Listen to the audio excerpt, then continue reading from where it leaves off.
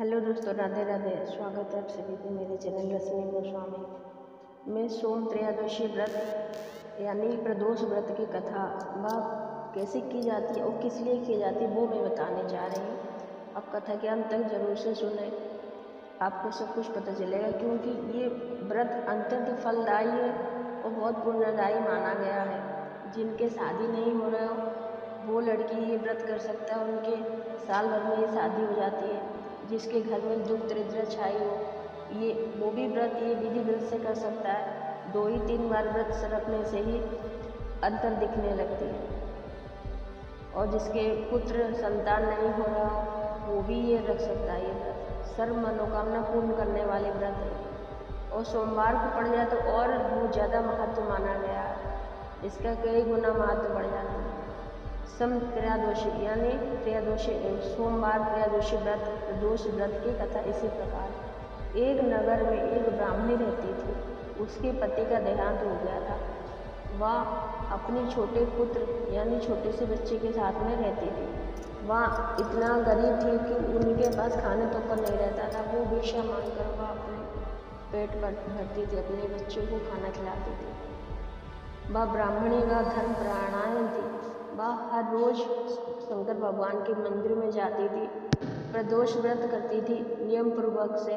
उसके पास जो भी कुछ होता था वो उसी प्रकार करती थी। कुछ नहीं होता तो बेलपत्र चढ़ाकर ओम नमः शिवाय मंत्र का 108 बार जाप करती थी। एक दिन ब्राह्मणी भिक्षा मांगकर घर लौट रही थी। रास्ते में एक युवक मिला, मतलब एक बच्चा मिला। वह घायल अवस्था में खड़ा था, वह रो रहा था। ब्राह्मणी बड़ी दयालु व धर्म परायण थी। उससे पूछा कि बेटा क्या हुआ? तो उस राजकुमार मतलब पता चला कि वो बगल के राज्य से आया है, राजकुमार है।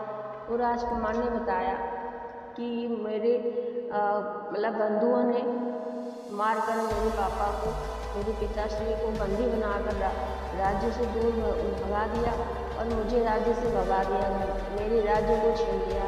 इसलिए मैं इधर उधर भटका कर रहा हूँ। राजकुमार ब्राह्मणी राजकुमार को घर ले आए। वहाँ घर लाकर उसने फिर उसकी मलमूत्री की ठीक हो गया तबियत उसकी। फिर राजकुमार और ब्राह्मणी और ब्राह्मण कुमार तीनों लोग प्रदोष व्रत करने लगे। उनकी व्रत के प्रभाव से धीरे धीरे सब कुछ थोड़ा थोड़ा ठीक होने लगा। फिर एक दिन दोनों बालक खेलते खेलते जंगल की ओर पहुँच गए। उसी वक्त गंधर्व कन्याएं वहाँ पर मौजूद थी। वहाँ अशुमति नामक एक कन्या भी थी। वह राजकुमार को देखकर मोहित हो गई। वह ब्राह्मण पुत्र तो घर लौट आया लेकिन राजकुमार नहीं लौटा। वह दूसरे दिन अपनी माता पिता को लेकर आई। अशुमति ने फिर उनको राजकुमार से मिलवाया। फिर शंकर भगवान, क्योंकि वो राजकुमार व्रत रखता था, इस वजह से शंकर भगवान ने राजा अशुमति के पिता से सपने में कहा, हे राजा, तुम इस राजकुमार से अपनी पुत्री का विवाह विधि व्रत से कर दो। ये मेरी आज्ञा है। आज्ञा का पालन करते हुए गंधर्वराज ने अशुमति का विवाह उसी राजकुमार से करवा दिया। तो भगवान शिव की कृपा से, माता पार्वती की कृपा से वो गंधर्वराज की इतने सारे सेनाओं की मदद से वहाँ अपने राज्य को पुनः प्राप्त कर लिया, वह पराजित कर लिया। वह अपने पिता को ही मुक्त करा लिया। राज्य वापस पाते ही राजकुमार और ब्राह्मणी उनके पुत्र को भी वहाँ पर ले गया। फिर उसके मान सम्मान दिया। वह ब्राह्मण कुमार को वह अपनी मंत्री बना लिया। वह ब्राह्मणी अपने घर लौट आई, मगर उसकी धीरे धीरे दुख दरिद्र सबको दूर होने लगी, खुशियाँ छाने लगी। कथा का सार इसी प्रकार है। श्रद्धा से सोमव्रत का करने से कथा सुनने से भगवान शिव सभी विपत्तियाँ दूर कर देते हैं। गरीबी, संकट, रोग, नाशक बाधाएं मिट जाती है। भक्ति नियम पूर्वक सद्भावना से कार्य संभव हो जाते हैं। जो भक्ति विधि विधान से पूजा करता है उनकी सर्व मनोकामना पूरी होती है। कुछ कथा में ब्राह्मण दंपति या संत की सलाह लेना है, लेकिन मिलता जुलता सार है। भक्ति पूर्वक शिव की कृपा से अवश्य मिलती है। सोम प्रदोष पूजा विधि। सुबह की सुबह से ही तैयारी कर ले। सुबह उठकर ब्रह्म मुहूर्त में उठे, सूर्य भगवान निकालने से पहले फिर नहा धोकर सूर्य भगवान को अर्घ दे। फिर हो सके तो कोई लाइट कलर का ही वस्त्र धारण करे। फिर मन ही मन संकल्प ले, अपने गोत्र, अपने नाम और जहाँ रहते हो वहाँ जगह का नाम बताकर संकल्प ले ले। फिर मन ही मन ओम नमः शिवाय जाप करती रहे। फिर उसके बाद तैयारियाँ करें इसी प्रकार, जैसे दूध, दही, पूजा सामग्री एकत्रित करें। दूध, दही, घी, शहद, गंगाजल, पंचामृत के लिए बेलपत्र, धतूरा, सफ़ेद फूल, चंदन, अक्षत, रोली, मूली, अगरबत्ती, घी, दीपक, कपूर, फल, मिठाई, खीर या हलवा जो आप बना सकें, पान, सुपारी। पूजा इसी प्रकार करें। पूजा के स्थल पर एक चौकी बनाएं, वहाँ पर चौक बनाएं। चौक पर पाटा रखें, पाटा पर कुछ सफ़ेद वस्त्र पहना लें, मतलब बिछा लें। फिर कुछ अनाज भी रखकर शंकर भगवान वहाँ पर विराजमान कराएं। फिर उनके जैसे कि शिवलिंग मतलब उसका हो, या तो आप शिवलिंग मिट्टी का भी बनाकर पूजा कर सकते हैं। आप किसी स्फटिक का भी होता, उस शिवलिंग को आप अभिषेक कराएं। जैसे पंच तत्वों की, जैसे दूध, जल, गंगाजल, पंचामृत बनाकर उससे स्नान कराएं। फिर अभिषेक कराते समय ओम नमः शिवाय का 108 बार जाप करते रहें। फिर माँ मृत्युंजय की जाप करें। फिर भगवान को, माता पार्वती की प्रेम पूर्वक आरती करें। कपूर या घी के दीपक से भी आरती कर सकते हैं, कपूर से करें तो ज़्यादा अच्छा है। भोग लगाएं, खीर जो भी आपने बनाया हो उससे।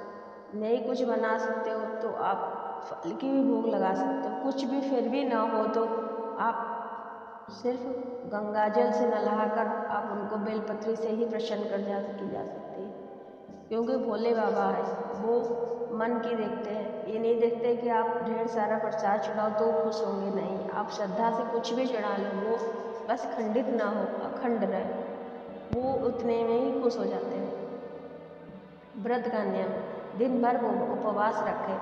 अगर आपसे वो नहीं हो सकता है तो आप थोड़ा बहुत कुछ खा सकते हैं, जैसे कि फरार कर सकते हैं।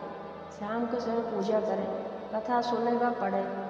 व्रत खोलने में थोड़ा सा जैसे टाइम लगता है पूजा में, जैसे व्रत खोलने में फल, जैसे सबसे पहले तो भोग पूजा अर्पित करने के बाद सबको पहले प्रसाद बांटें, फिर सोम प्रसाद ग्रहण करें, उसी से ही व्रत खोलें। फिर दूध या जैसे हल्का सा फल लेकर के आप रह सकते हैं, या नहीं होता है तो आप थोड़ा सा भोजन भी कर सकते हो, सात्विक भोजन, ठीक है। और क्रोध और आलस का त्याग कर दें। संपूर्ण महत्वपूर्ण बातें, संतान सुख की कामना हेतु 5 गव्य से अभिषेक करें। विवाह, बाधा या मंगल दोष के लिए व्रत विशेष फलकारी है। कथा अवश्य सुने या पढ़ें। व्रत अधूरा, कथा नहीं पढ़ेंगे तो व्रत अधूरा माना जाएगा। फिर हो सके सोमवार की व्रत है तो आप चंद्रमा को अर्घ्य भी दे सकते हैं। उद्यापन विधि, या कोई प्रदोष व्रत या जैसे 11, 13 या 26 व्रत पर उद्यापन करें, दान करें, हवन करें, ब्राह्मणों को भोजन कराएं।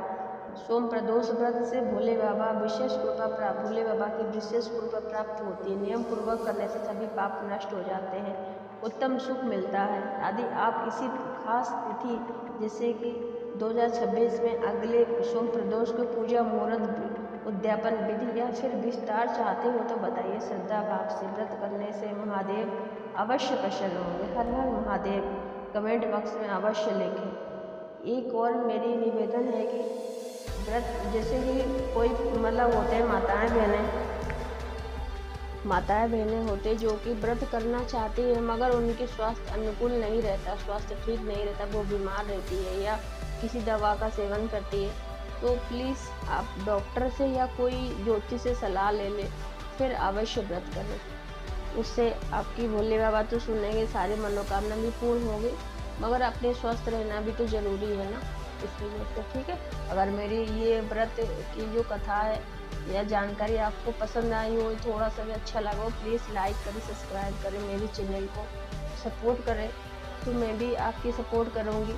किसी को लाइक कराना, सब्सक्राइब कराना तो मेरी इस चैनल पे अपने आईडी पिन कर दे, मैं उनको भी सब्सक्राइब लाइक कर दिया करूँगी। ठीक है, राधे राधे दोस्तों।